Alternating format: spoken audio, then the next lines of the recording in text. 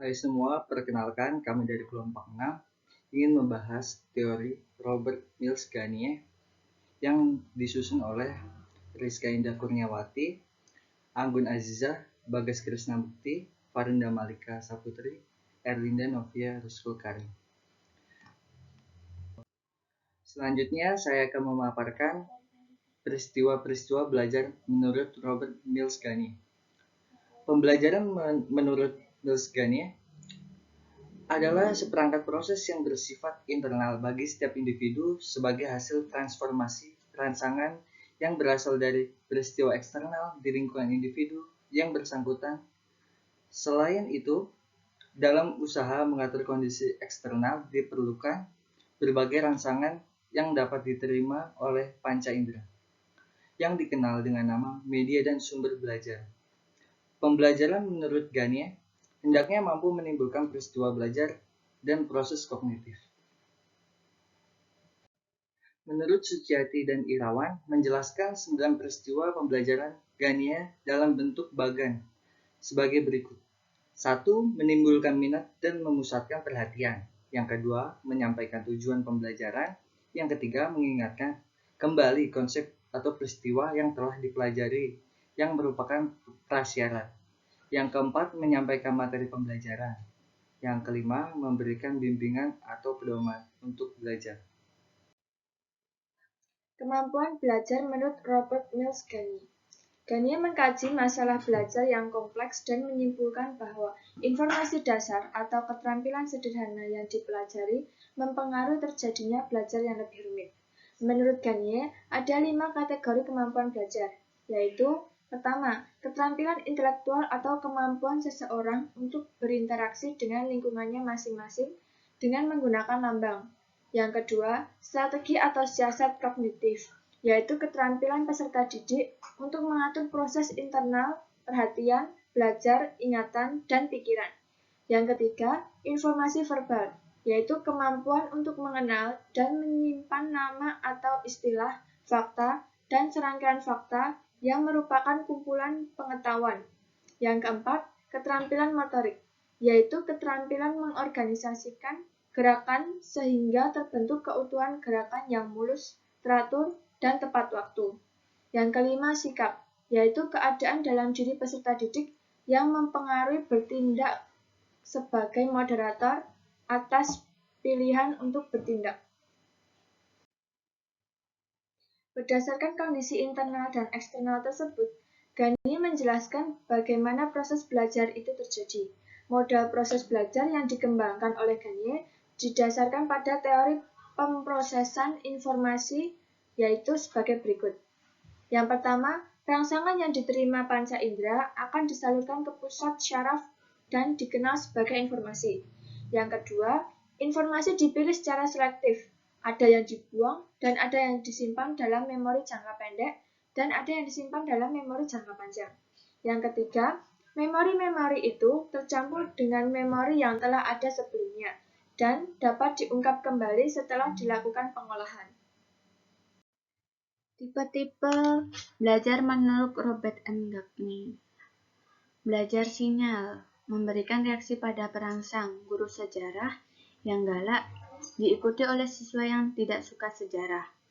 Yang kedua, belajar stimulus respon, memberikan reaksi perangsang, contohnya guru menguji tindakan siswa-siswa cenderung mengulang. Ketiga, belajar merangkai tingkah laku, menghubungkan gerakan yang satu dengan yang lain, contohnya membuka pintu mobil, duduk, kontrol persneling, menghidupkan mesin, menekan kopling, dan menginjak gas. Yang keempat, belajar asosiasi verbal, memberikan rangsangan verbal pada stimulus atau perangsang. Contohnya, apakah saya boleh meminta nomor teleponmu? Yang kelima, belajar diskriminasi, memberikan reaksi yang berbeda pada stimulus-stimulus yang mempunyai kesamaan. Contohnya menyebutkan merek mobil-mobil yang lewat di jalan. Yang keenam, belajar konsep, menerapkan objek-objek dalam kelompok tertentu. Contohnya manusia, ikan, kera, anjing adalah makhluk menyusui. Yang ketujuh, belajar kaidah, menghubungkan beberapa konsep. Contohnya, benda bulat berguling pada alas yang miring.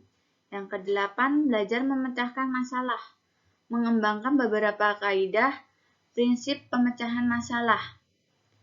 Contohnya, menemukan cara memperoleh energi dari tenaga atom tanpa mencemarkan lingkungan hidup. Kelebihan dan kelemahan teori Ganie. Kelebihan: A. Mendorong guru untuk merencanakan pembelajaran. Teori Ganie mendorong guru untuk merencanakan pembelajaran yang akan dilakukan, sehingga pembelajaran menjadi lebih terarah dan terstruktur. Selain itu, agar suasana dan gaya belajar dapat dimodifikasi sebaik mungkin, di mana inti dari kegiatan pembelajaran adalah menyajikan ciri-ciri stimulus, memberikan pedoman belajar, memunculkan kerja, dan memberikan tanggapan dan umpan balik. B. Memperoleh kemampuan yang membutuhkan praktik dan kebiasaan.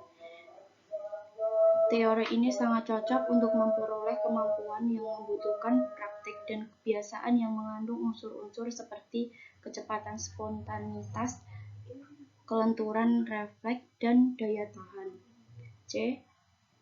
Cocok untuk melatih anak-anak yang masih membutuhkan dominasi peran orang dewasa. Menyajikan stimulus bisa dilakukan dengan cara guru menyajikan materi pelajaran secara menarik dan menantang, sehingga siswa merasa tertarik untuk mengikuti pembelajaran yang sedang berlangsung. Hal ini dapat dilakukan langsung bagi siswa pendidikan dasar. D. Dapat dikendalikan, mulai dari identifikasi kestabilan yang akan dipelajari, analisis tugas atas tujuan, pemeliharaan peristiwa pembelajaran yang cocok, semua dapat disusun, sehingga pembelajaran yang diinginkan dapat dikendalikan guru agar mendapatkan hasil yang memuaskan. Kekurangan teori Genie. Pertama, ada pembelajaran hanya berpusat pada guru, di mana guru bersifat otoriter. Guru bersifat otoriter berarti di mana tipe mengajar otoriter cenderung memperlihatkan kekuasaan yang mutlak atas peserta didiknya. Guru menganggap bahwa ruang kelas adalah wilayah kekuasaannya yang tidak dapat diusik oleh siapapun. Contohnya, oleh murid. Yang kedua ada komunikasi berlangsung satu arah. Guru melatih dan menentukan apa yang harus dipelajari oleh muridnya. Guru melatih dan menentukan apa yang dipelajari oleh siswa. Ini bisa berwujud guru memberikan kisi-kisi ujian dan siswa hanya menyimak dan mendengarkan. Yang ketiga ada hanya berorientasi pada hasil yang diamati dan diukur. Di sini guru lebih banyak memberikan contoh berupa instruksi selama belajar. Yang keempat ada murid hanya mendengarkan dengan tertib penjelasan guru tersebut dan menghafalkan apa yang didengar serta dipandang sebagai cara belajar yang efektif. Sekian materi yang dapat kami paparkan. Mohon maaf apabila ada salah kata dan perbuatan. Terima kasih sudah menyaksikan dan menyimak paparan materi ini. Semoga dapat dipahami dan bermanfaat untuk kedepannya. Terima kasih.